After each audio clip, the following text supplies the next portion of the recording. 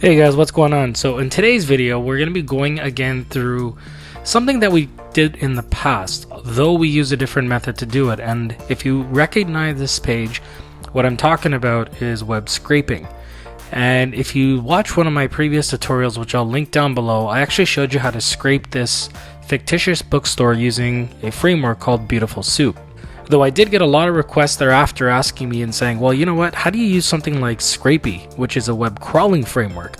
And Scrapy is actually a framework, whereas Beautiful Soup is really just a script meant for a single page. So what I want to do in this video is I want to show you how to go ahead and set up Scrapy, how to start configuring the framework, and stick around to the end because I'm going to be showing you a little trick on how to do some really cool conversions within Scrapy. So let's get started. Now what I want to do with this is I want to be able to go ahead and get the star rating. I want to get the title, so I want to get the full title, the price, and I want to know whether it's in stock or not. Now what I did realize after creating this is that it's going to show that everything is in fact in stock. But we're just going to go ahead and pull this anyways because in real world, not everything's going to be in stock. So we want to do our best to replicate real world. Then I want to go and take that information and I want to drop it in an Excel spreadsheet. So let's go ahead and open this up and I want to show you a sample. So I'm going to delete out this books.csv. And what I'm going to do is I'm going to go into my Scrapy environment and I'm actually going to go ahead and run this. So I'm going to write something called Scrapy crawl, and I'll explain all of this as we start developing the code. But once I do this, I've actually configured it to say how many pages do you want to scrape, and I can put whatever number I want here. Let's go with 5. And as it does that, now we're going to go ahead and see this books.csv popped out of nowhere. And what you're going to see as I open this is you're going to see it's actually gone ahead and scraped the title, the price, the star rating, and whether it's in stock or not. And there's 20 items per page, and since we said 5 pages, that's going to be 100 items, which is correct. Remember, the first one is a title, so we actually have 100 items. So I just scraped 5 pages in a matter of a couple of seconds, whereas in reality, if we had somebody do this, it's going to take them a really long time to get all this information this quick. So let me show you how we go ahead and develop this in Scrapy. Alright, now the one thing you know is that whenever I like to develop new code, I always like to make sure that I'm putting this in a virtual environment of some sort. So we are going to go ahead and create a brand new virtual environment on my desktop. So we're going to say make dir. So we're making a directory and I'm just going to call it Scrapy _ tutorial. Now the one thing I will say is, so I'm going to go ahead and cd into this, is that there are many ways to configure Scrapy. I just choose to do it this way. There's other methods like when we're doing things like pagination, I have a specific way I like to do it, but there is a next page command as well within Scrapy. I'm not using that right now just because I like my way a little bit better, but we can always pivot to that later on if we need to. So remember, now to make a virtual environment, I'm going to type in virtual env venv, which is the name of the virtual environment, and I'm going to specify that I want this to be Python 3. So it's going to go ahead and create everything that I need in this. Perfect. Now that's been done. So the next thing I want to do is I want to go ahead and go into this virtual environment. So I'm going to type in source venv bin activate. Alright, now that I've done this, I want to go ahead and install Scrapy. So it's going to go through all the different requirements that I need, and it'll eventually install Scrapy in here. Now sometimes you may get an error. If you do get an error where it's going to say something like incremental or twisted or something doesn't get installed properly, what you want to do is you want to use the brew version of Python, not the pip version. So you want to go ahead and type in brew install Python. Once you do that, I found that all of my errors went away just because there's some dependencies for some reason in the pip version that don't work. And I was reading some of the comments on Stack Overflow and they suggested to do this way, and it works. So now if I do a pip freeze, you'll notice that I actually have Scrapy somewhere down here, right there. So Scrapy is in fact installed, which is great. And twisted is the one that always gives folks a little bit of a headache, and incremental is the other one. So you can try installing them separately. You can do a pip install incremental, pip install twisted, and see what error it gives you. but like I said, if you use the brew version of Python, all the errors just go away because it installs the relevant dependencies that I need. All right, so now let's go ahead and start a project. So I'm going to say Scrapy. So let's just type in Scrapy for a sec, and it's going to give you all the commands. So if you remember using something like Django is very similar, where you type in Django and it tells you all the different types of things that you can go ahead and use. Just like Django has things like start project, start application, this has a similar framework because at the end of the day, this is a framework. So we're going to go ahead and type in Scrapy, and we'll say start project, and we will call this the spider. All right, because I can't think of a better name right now. All right, so now it's going to say go ahead and cd into the spider. Now, what Scrapy also does is it gives you the ability to go ahead and pre-populate your spider at the end of the day. So if I type in Scrapy gen spider, I'm going to type in the name of the spider that I want, and it's going to go ahead and then I go ahead and populate it with whatever website I'm looking to scrape. It will go ahead and populate that. So we're going to use this anyway. So we're going to say Scrapy, and this is optional. You can go ahead and create your own if you want, but it's going to go ahead and create a spider. But before I do this, let me show you what I'm talking about. All right, so first thing I want to do is go ahead and add this, and I realized I didn't add it to my desktop for some reason, so let's just go ahead and find it. So I called it Scrapy tutorial right there. So all the files now, let's go to view, show sidebar. So all my files for my Scrapy tutorial should be here. This is my file structure. It has the init. It has the items.py, which we'll walk through in a different tutorial. Today I'm going to show you how to build all the scraped elements that I need within a dictionary within the main file. You know, as you get more and more experience in web scraping, you're going to start using the items.py file, but we'll go through that another time. Middleware you don't need to touch, and settings.py. So when I go here, you notice that there's no spider in here at all. Now when I go ahead and do gen spider, it's going to go ahead and pre-populate or generate that file for me. So, all right, so now what we're going to do is we are going to go ahead and move into into the spider folder. Cd into the spider.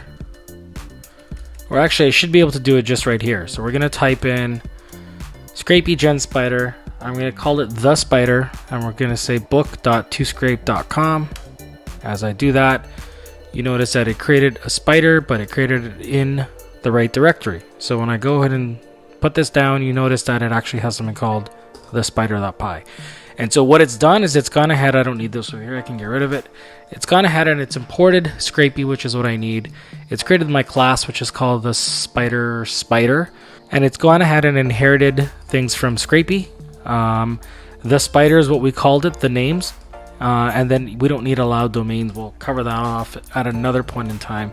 And then start URLs is what we need here. Now my parse method is empty, but we're going to come back to that in a second. So this basically, the way this structure works is that this spider is what's going to go ahead and do all the crawling on the internet. Now there's a few things we need to do here. First of all, I need to put in the correct URL. And in order for me to do that, I'm going to go back here. I'm going to go to page 2, and the reason why I was go to page 2 is because then it shows you the full URL. Otherwise, if I go back, it doesn't show you the full URL. So if I want to do pagination, I can't really do it properly. So we're going to go ahead and take this, and first order of business is let's go ahead and put this in here. I will show you in a second how we're going to sift through this so that I can actually ask the user to input how many pages they want. We'll get there in just a second. The next thing we want to do is what happens is this start URLs tells Scrapy that we want to go ahead and start on this web page, and I can go ahead and add more web pages here if I want. I can add it, my second web page here in quotes, obviously. Then I can go add my third web page and whatever it is. But this is basically saying this is where you're going to start. After it's gone ahead and looked at the website, the next thing that it's going to tell Scrapy is parse is actually a built-in method within Scrapy.spider. Okay. In that library, there's a method or function called parse, and it knows exactly what to do.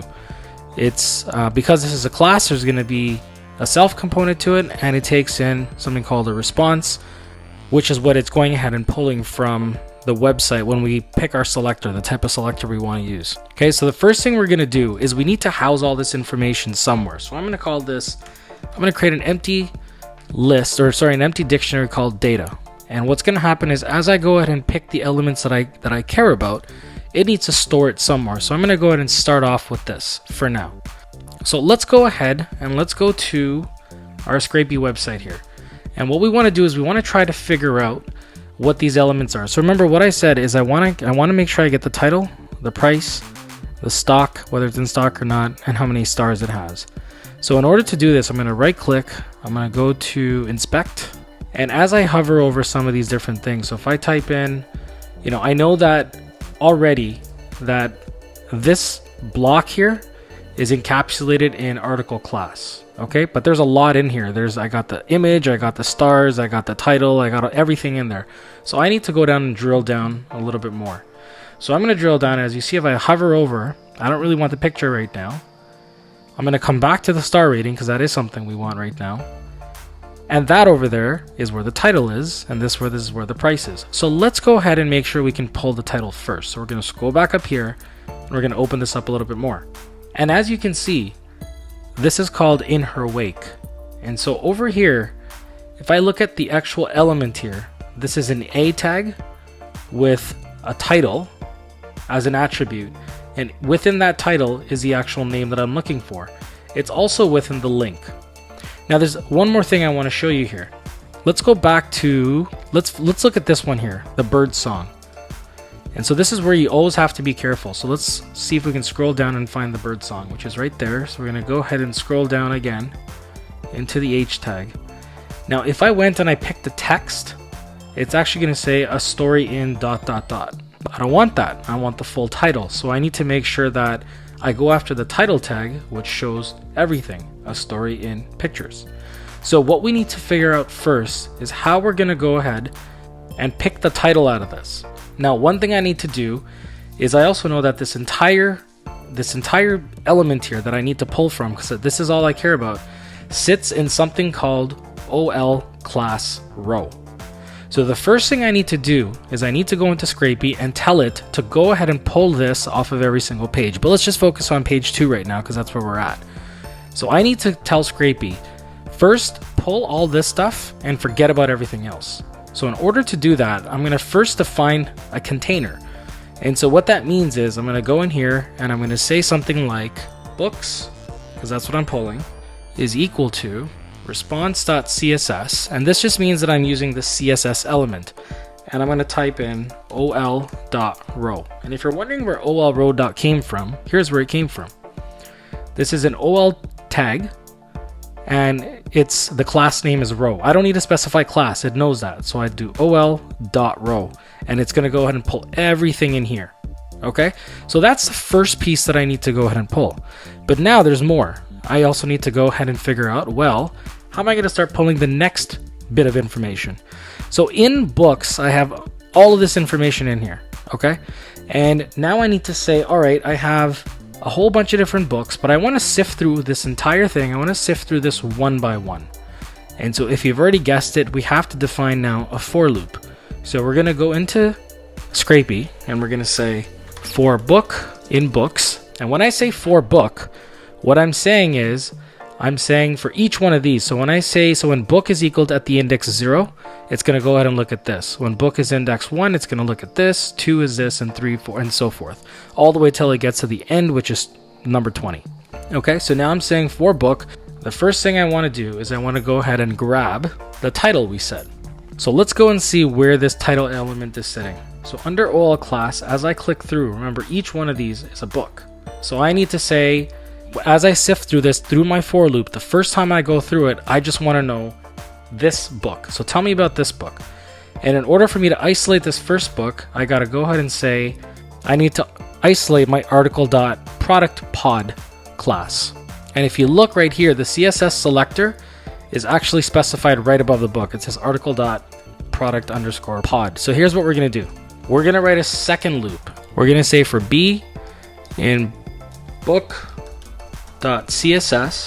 article.product_pod. And so now what I'm saying is I've gone ahead and I've zeroed in on this book, and now I need to go look at all the different tags underneath here. So under product pods, remember if I unexpand this, all this goes away. When I expand this, I need to now loop through all of these individual things that I care for. So let's go ahead and pull the book name first. All right, I'm going to say data, because remember that's where my dictionary is. Data title is equal to b.css. It's in the a tag, and remember the attribute I'm looking for is title, and then I'm going to say dot get all. And remember, if I do get, it's just going to go ahead and return the title for the first book. When I do get all, it's going to return it for every single one of these. Okay, so let's go ahead and run this just in terminal and see. Let's see what this gives us. So before it's actually going to give me anything, I have to go ahead and say yield data. Instead of return, I'm going to say yield, because I want this to return a dictionary element back to Scrapy, which is what it's going to go ahead and output. So let's see what this gives us already. All right, so let's save this first, sorry. Okay, so I'm going to say now Scrapy crawl, and it's called, remember, it's called the spider, so that's what we're going to refer to it as. So now that I've ran all this stuff, let's see what it's done. It says expected an arrival and got into file. It's probably because I forgot putting a second. Yeah, so I forgot to go ahead and put another close bracket there. Let's try this again. All right, so now it looks like I've got my data. So remember, in her wake, how music works, foolproof preserving, and all that other stuff. So when I go back here, let's line this up to see if it actually matches. So we'll compare the first row, in her wake, how music works, foolproofing, and then chase me. So it's picking up the right stuff, and it's picking up the full title. So let's go back and look at which one was it that had the dots after. So Birdsong, a story in. It's actually saying Birdsong, a story in picture. So it's actually pulling the right information. Cool. So now we've gone ahead and populated our title. So now let's go ahead and grab some of the other information that we're looking for. All right, so the next element we're going to go ahead and grab the price. So if I were to just scroll through this here, we see that it says product price. Let's go to the one. So that's fine. Product price right here. But it's also showing me whether it's in stock or not. So I need to click again, and it's actually under something called price color, oddly enough. So I know I need to go ahead and pull the div.productPrice element or selector, but then I need to go ahead and specify this. There's a nested p tag in there that I need to go ahead and specify as well. So let's go ahead and look at how we're going to do this. So we would go ahead and type in div.product_price. Then we're going to hit space and type in p.price_color, because that's where it was sitting. So if we just go here, it's under product price, then it's under p.price color, and I want to get the text here. So in order to go ahead and get the text, I'm going to go ahead and do something like this and type in text. Now we're going to say .get all. All right, so let's see if that worked. So I'm going to hit save. We're going to go back and rerun this again. And now I'm going ahead and I'm getting the title of the book as well as the price. Cool. So I'm actually getting what I need. The next thing I need to go ahead and get is whether it's in stock or not. All right, so now we're going to go and type in data, and we're just going to see stock. Now this one is going to be quite simple because it's almost identical to this one. Because remember, the stock as well as the price were both embedded in the div.productPrice. So if I go here and I show you, it says product price, and then it says P-class stock availability. So I'm going to go ahead and right click this, and the reason why I'm going to do this, I'm going to go ahead and say copy, and we're going to say selector. This doesn't always work. You can't just copy and paste this and put this in as the full CSS selector. It won't work. But if you notice, it says in stock availability, has a space in there. Well, you can't use spaces in Scrapy for something like this. So we know that it's actually called p.instock.availability. So that's important for us to know. So I'm going to copy and paste this. We're going to go ahead back into Sublime. We know that it's in the div product price, so I just need to overwrite this with instock.availability. And so now we're going to go ahead and run this again. Now everything should be showing as in stock because that's just how it's set up. So it's got all of this funkiness around it, which we're going to figure out how we're going to go ahead and remove. And there is a way to do that.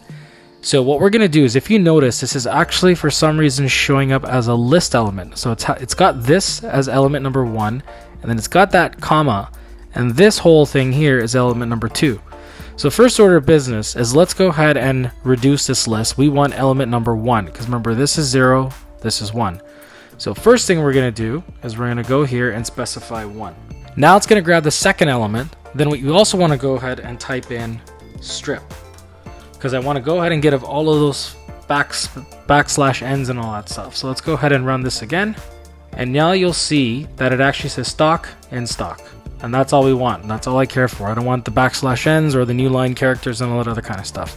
All right. And then last, what we want to do is we want to get the star rating. So we're going to say data star. And then we're going to go ahead and find where that is sitting. So let's go back here. Now, if you notice, this one's a little bit interesting. The star rating itself. So let's close all these tags. It's sitting under article class product pod. And then it's sitting in its own p tag. So it's actually embedded within the p tag itself. And so I can't go ahead and do something like p.starRating2 because it's actually telling me that this is rated 2. And that's because that is rated 2 right there. If I look at the next one down, it's going to go ahead and say star rating 3 because that's what it's rated. So I want to figure out how I'm actually supposed to go ahead and get this text out. That's what I really care about. So this one's a little bit tricky, but we're going to figure this out. So in order to do this, we're going to go ahead and do b.css again because I'm using the CSS selector. Now I'm going to go ahead and type in the p tag because that's what I'm interested in. But I'm also interested in the attribute class. So if I go here, what I really want to understand in this p tag is I want to pull this attribute, which is class. So tell me what exactly is within that attribute class. So let's go ahead and see how we're going to do this. So we're going to say p-attr, then I'm going to go ahead and put class. Then we're going to go say get all. Now this isn't going to exactly work yet, and you'll see why, but we have to do something further. But I want to show you what it's going to render. So as I do this, what you'll see now, it's going to render nothing because it's given me an error. Let's see where we mess this up here. It looks like I don't have enough as I forgot to close this bracket. Just like above, you know, these are just errors you're going to make, but it's okay. Let's go ahead back and rerun this. And so that's not what I specifically want. I actually just want to know what the star rating is. So first of all, star has returned a whole bunch of things. Because I've asked for the p tag, it's gone ahead and given me star rating, price color, and in-stock availability, because those are the tags that are under the product underscore pod. So that's not what I want. I just want the first list element. So let's first go ahead and solve that. So we're going to go ahead and say 0 because I want the first list element out of this. Remember, I go ahead, rerun this again, and now it's actually saying star rating 2, star rating 1. Cool. Now, because this is a text, the next thing I can do is I can go ahead and split it. And by splitting it, I'm going to go ahead and create a list element that is going to split each one of those words into its own list element. And so when I go ahead and do this now, what it's going to give me is it's going to say star. It's going to say star rating is my first element, and then 2 is my second element. It's going to say star rating is my first element, 1 is my second element. So what do I want? I want element number 1. Remember, this is 0, this is 1. So I go here and I say I want element. I can either say element number 1 or I can say -1. And the only reason why I'm going to use -1 is because for whatever reason, if there is an error in this, in the sense that's, you know, maybe in one of them they forgot the hyphen, then it's going to create 3 list elements. And if I pick 1, it's going to pick rating as the second one. So I just wanted to pick the last one, which is why I'm saying let's use -1 just to be on the safe side. So as I do this, now I rerun this, it is actually going to say in stock. Stock is in stock, star rating is 4. So it is actually giving me what I want. Now when I want to go ahead and output this into Excel, it's actually very easy. I just type in O, and I'm going to say book.csv. And so let's see what it does. So let me first open this directory up. So this is called Scrapy tutorial, the spider. And so what it's going to do is here or here, I can't remember where, in one of these places, it's going to go ahead and insert this book.csv. So let's run this. So it's gone ahead and run all that stuff. So there it is. And when I open this, well, look at that. It's given me my title, it's giving me the price, it's giving me the stock, it's giving me the star. All right, now there's two other things I want to show you. First of all is pagination. Now, like I said, there's something here called next page, which I can use. I'm not going to use it just because I like doing things my own way. So what I want to do is I want to go ahead and do a few things. First, I want to specify pages. So I'll type in pages is equal to int input.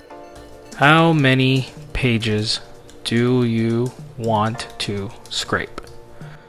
All right, so this gives a user the ability to go ahead and put some kind of a number in here. Now the second thing is this page here, I just want this to go ahead and change based on whatever the user puts in.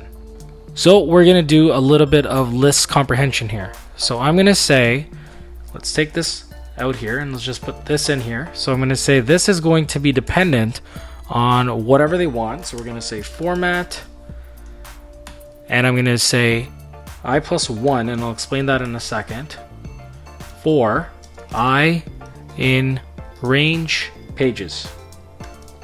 All right, so the I plus 1 in there is because remember that anytime that I start some kind of a for loop, I is always going to start at 0. We don't have a page 0, it starts at page 1, and I want to make sure it does that. And even when I go ahead and specify pages, I need to make sure that it goes up to the page amount that I specify. So now, technically speaking, let's go back to our Excel file and let's delete this. Okay, so let's close Excel out. What we're going to do is now it's going to peg us and it's going to say, how many do you want? And now if I specify, say something like 3 pages, remember there's 20 elements per page, it should give me 60 in total. It's gone ahead and done this. And so when I open this, and I've tested this out with almost 25-30 pages, no problem. Ran it in a couple of seconds. So we have 61, which is 60 elements, because remember the first one's the title. And so it's gone ahead and it's scraped all of that stuff for us. It's got the price, in stock, and this. Now, remember I said hang tight till the end because I want to show you something. Now I can easily map something in Excel and say every time this is a 3, give me a 3. Every time this is a 1, give me a 1. Easy to do in Excel. I don't want to have to worry about that. I want to automate that. So what I actually want to see down here now is I want to see the actual number. I don't want to see what it's written as in terms of the number. So there's one quick little transformation we're going to do, and that is to the data star element. So we are going to redefine data star, and we're going to say that data star is equal to, now just bear with me, I'm going to write this out, then I'll explain what's happening. V for K, V in dictionary.items, which I haven't written yet, and I'll do that in 1 second. If K in data star, and then I want the first element. So let me first go ahead and explain what I'm doing. So first, let's go ahead and recreate a dictionary. I need to map a dictionary where basically I'm going ahead and specifying what I want these to be. So 1, I want that to be equal to 1, 2 to 2. And the only thing to keep in mind is you have to make sure this is written out exactly how it is written out when it comes out in the CSV format. So if you notice, everything is in title series. Basically, first letter is capitalized, everything else is small. So we have to make sure that that in fact stays the same. And 5 is 5. All right, so basically, here's what's happening. Assuming this runs, I'll check in a second if this runs or not. What I've said is for K and V, so K is the key, V is the value in dictionary.items. What it's saying is, if let's go to the Excel file, it's saying if any of those elements in the dictionary are here, we're going to replace it with a number because that's what V is saying. So it's saying every time that K matches an element in data star, replace it with V. That's all this is saying. And let me take out this 0 because I'm going to explain what this does in a quick second. So let's go ahead and run this now. And I'm not going to output it. I'm just going to run it in the spider. So let's scroll 2 pages. Now, if you look, it's actually gone ahead and said in stock star 2. The only reason why I put the 0 in there is so I can get rid of this, get this out of a list and actually make this text. So what I did is when you put in the 0, it's basically saying select the first element. There's only one element, and now it's going to return it back as a number. So you see how this is in square brackets. When I rerun this and I say 2, it is taken out the square brackets and it's just put in the actual number. So now let's go ahead and run this in Excel. Let's go ahead and delete this. Let's close out Excel, and now we're going to rerun this as an output. So we've gone ahead and let's do the 5 again. And the reason why this is nice to do, so first let's go ahead and open this. Now if you notice, everything is in numbers. Now the reason why this is nice to do is now I can do some advanced querying within my actual Python script and say only show me the books that are star 4 or higher, for example, or only show me the books that are less than 50 euros in this case.